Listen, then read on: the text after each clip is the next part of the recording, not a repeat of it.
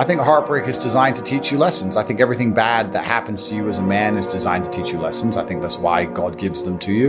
You're never going to be a good man unless you've suffered. Good men have been through a lot of bad things, and you have to realize why she left or why your heart is broken so that you can change certain things and grow. I think that the worst men on earth are the ones who haven't had enough pain. You're supposed to suffer as a man. You're born to suffer. The whole reason God put men on this planet is to suffer. And the best men are the ones who suffered the most. I wouldn't be top G if I didn't suffer more than anyone else. You're a better man than everyone else if your life was a mess and it was a hardship. Because you're not what happens to you, you are how you react to it. And the best men on earth are men who have had their parents die, their best friends betray them, their girl betray them, thrown in jail, their money stolen, stabbed, robbed. And every time something happened to them, they sat there and they looked in the mirror and said, what can I learn from this? How can I stop this happening? Those are the best men. Those are the men respect. Those are the men women want. Why do women love scars? Look, they tried to kill him and they can't. That's why I want him. The best men suffered.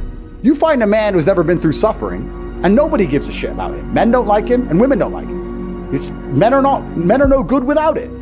If you're an intelligent person and you crash your car, you sit and say, how did this happen? Was I driving too fast? No. Whose fault was it? Well, an amateur will say, it's their fault. They came speeding out at me. But a professional will say, no, they came speeding out at me. Why couldn't I avoid them? Why couldn't I move? Why didn't I see it? Why am I on this road in the first place? Like a professional analyzes everything from a position of what they could do about it, having control over all things.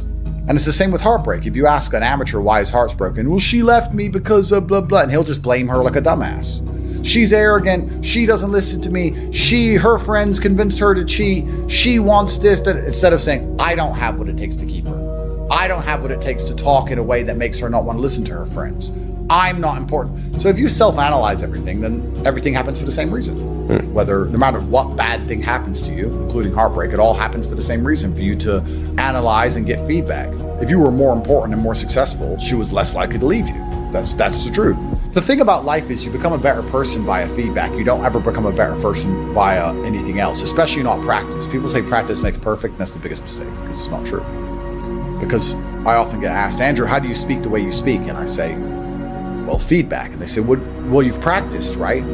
Well, everyone practices how to talk. There's people who've been alive 30 years longer than me, who've been practicing to speak longer than I have. Don't speak the way I speak, for example. It's just an example.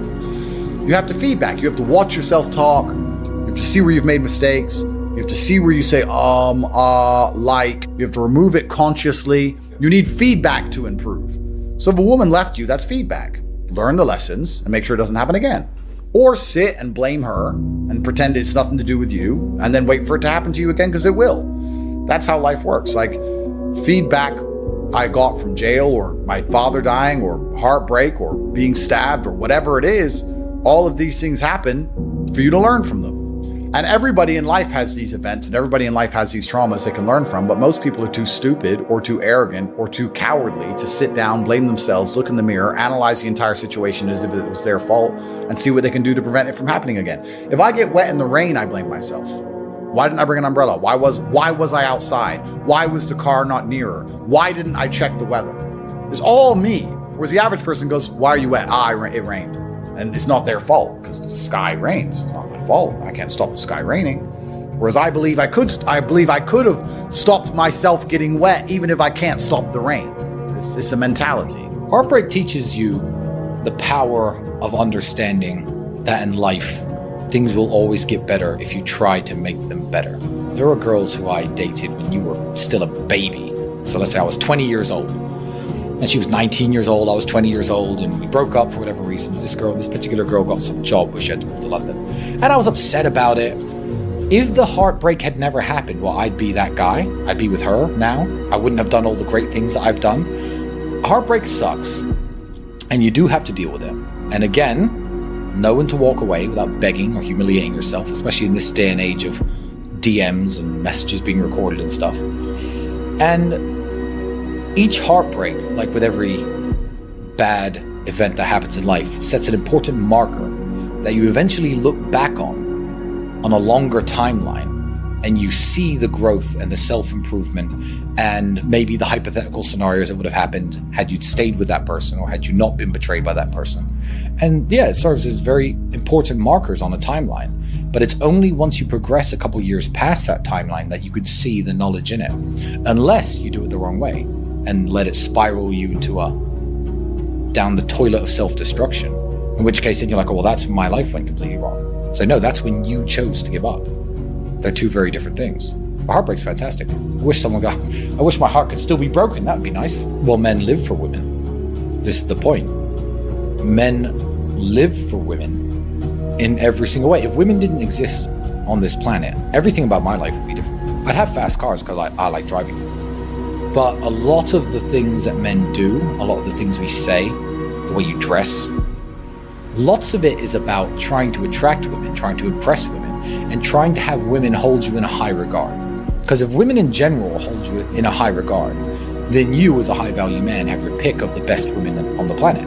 And there isn't a single red-blooded male out there in the world who doesn't like the idea of lots of different women being attracted to him. Even if he's got his wife and he's in love and it's the first girl he's ever been with and he's, I don't know, a Mormon or a Muslim or a Christian who's super involved.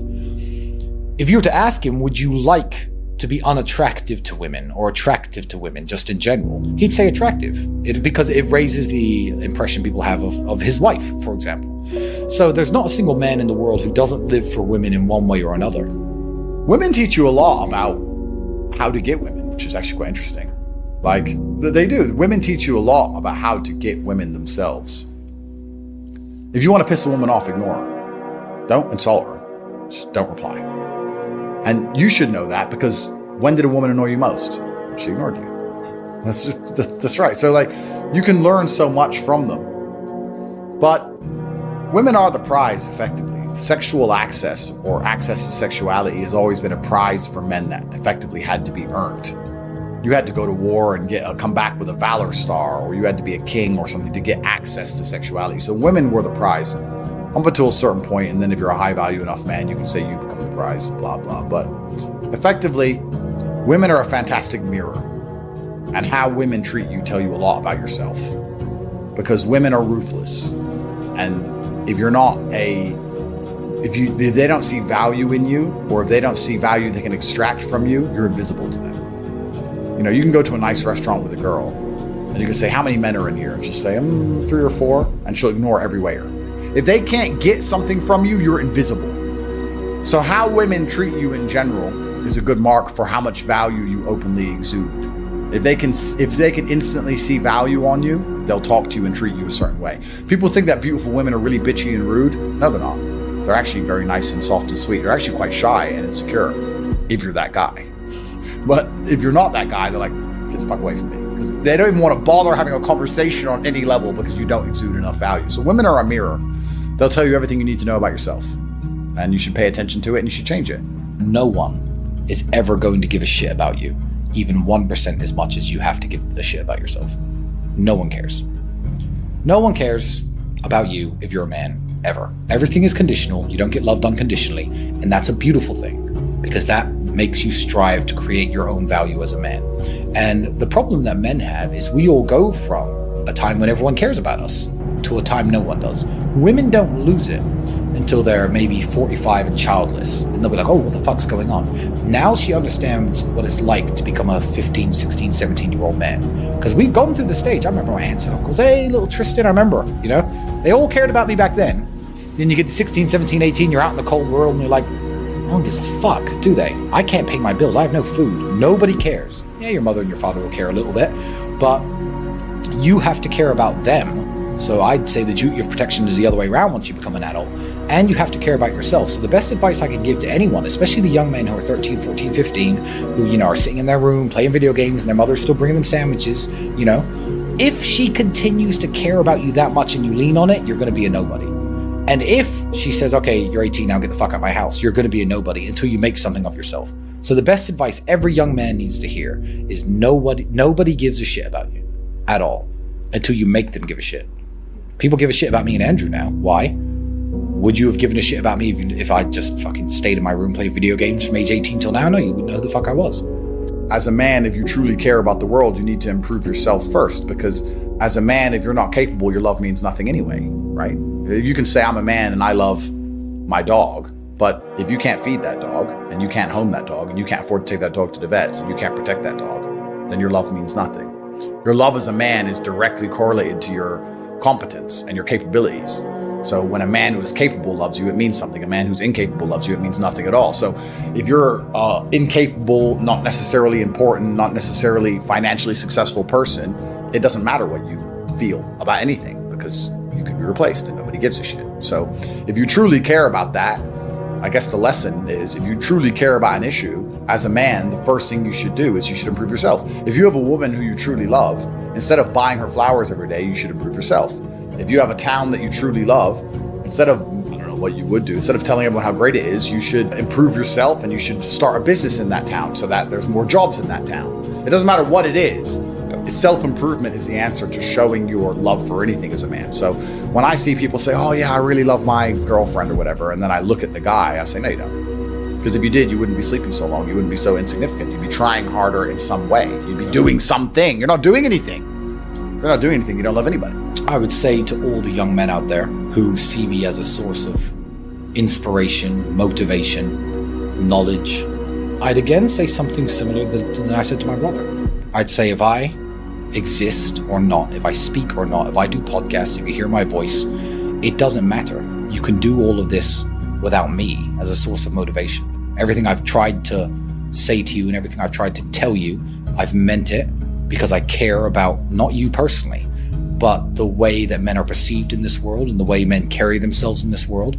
And if you are a true fan of mine, don't get angry, don't go nuts, don't burn anything down. Don't let this become a moment in your life that spirals you down that toilet of self-destruction. You don't need me, and you can do this anyway. Best of luck.